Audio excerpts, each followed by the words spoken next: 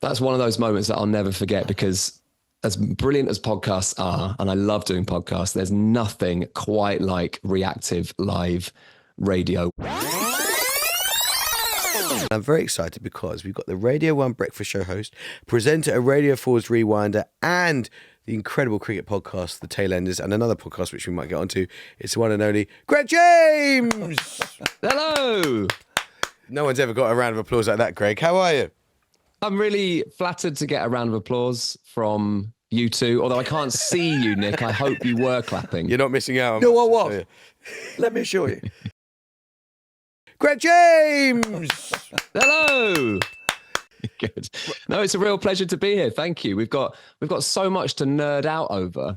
You didn't even mention We Need Jungle, I'm afraid. What name is given to the genre of dance music that developed in the UK in the early 1990s out of the rave scene and reggae sound system culture associated with acts such as A Guy Called Gerald and Goldie?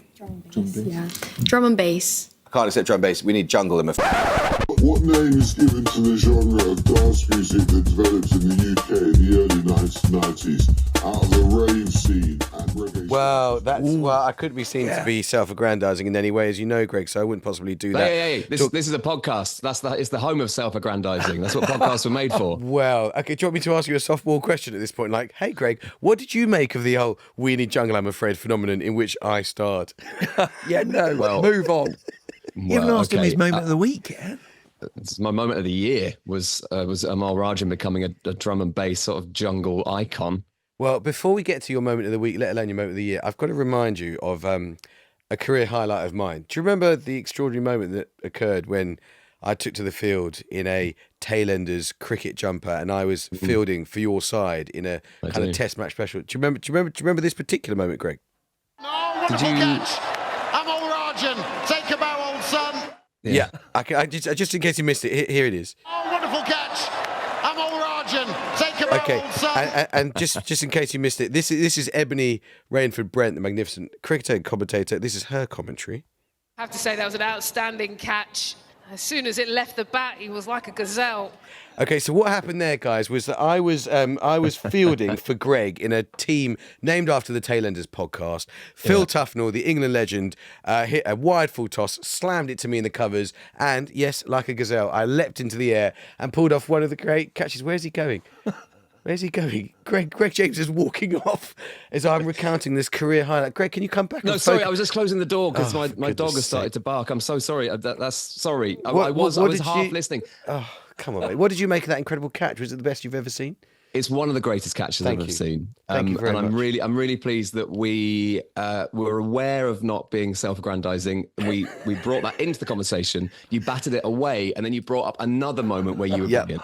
That's what I really liked about it. This podcast is not all about me. All right, tell us about your moment of the week, because it's been a hell of a week in cricket land, hasn't it?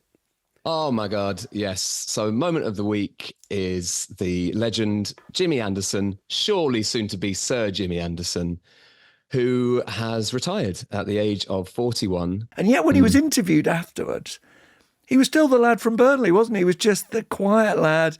It is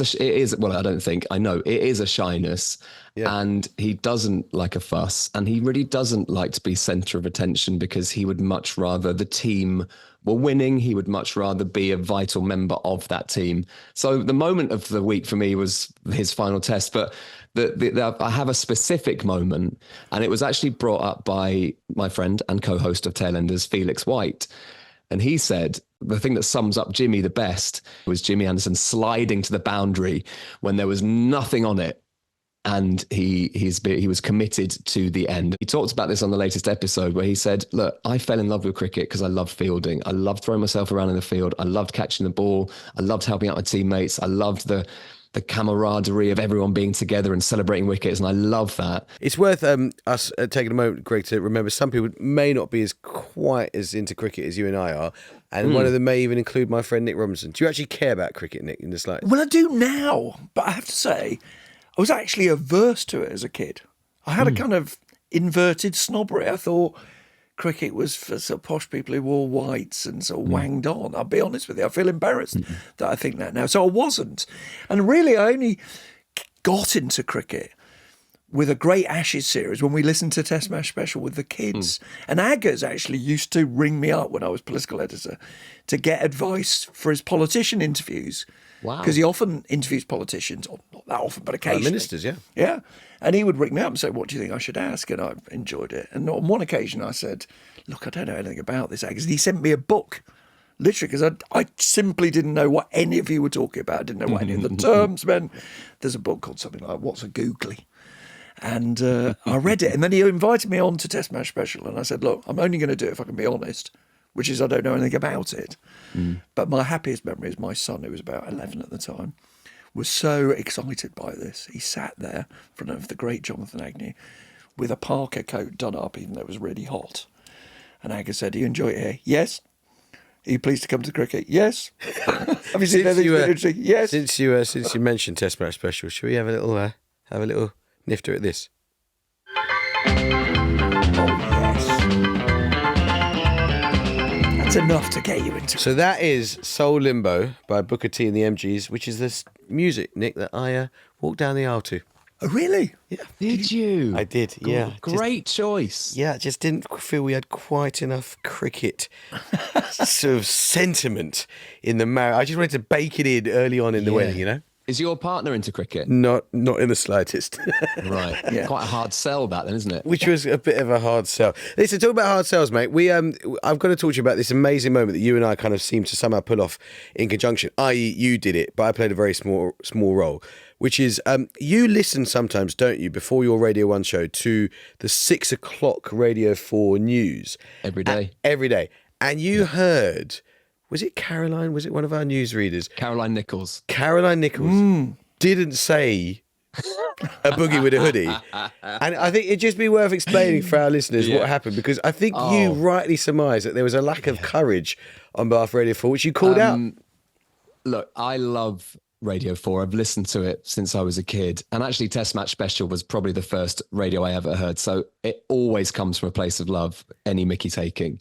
I do listen, and it's really useful for me to listen to the 6 o'clock headlines as I'm going in to do the breakfast show, because even if I'm not covering the serious stuff, I need to know what's happening in the world, obviously.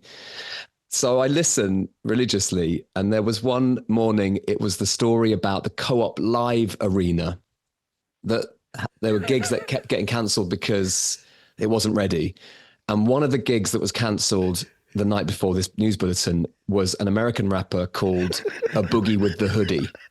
And I actually I didn't know that he was supposed to be performing this. So I was listening to the news on the way in and I went, well, what gig was cancelled? It just said, the gig from an American rapper has been cancelled at the Co-op Live Arena. And I went, what the hell? Who? So I had to Google it. I went, oh, Boogie with the Hoodie. Interesting. And then went, oh. Caroline hasn't said it because it's a weird name and it's not a name you normally hear on Radio 4. And I thought that is absolute. And I said, there's a bit in this. So we did it on the breakfast show that morning. And because we do a meeting before every show and we all sit around and we say, how about this thing? How about that thing? And how about this? Is this funny? Is that good? And I gave this to everyone and went, we've got to do something. And it made everyone laugh. And then we thought, let's do this. And you messaged me on Instagram. I messaged you on Instagram because you were hosting that day, weren't you? You were doing Today that day. And I said, what is going on with this? You've got to get Caroline to say Boogie with a Hoodie. And then the elation when it came through that I think she'd done it at the 8:30 or something. Yeah. And we played it minutes later on Radio 1 and just everyone erupted and the listeners were laughing. This has just come through. The new Co-op Live Arena in Manchester has apologised after postponing its opening for the third time.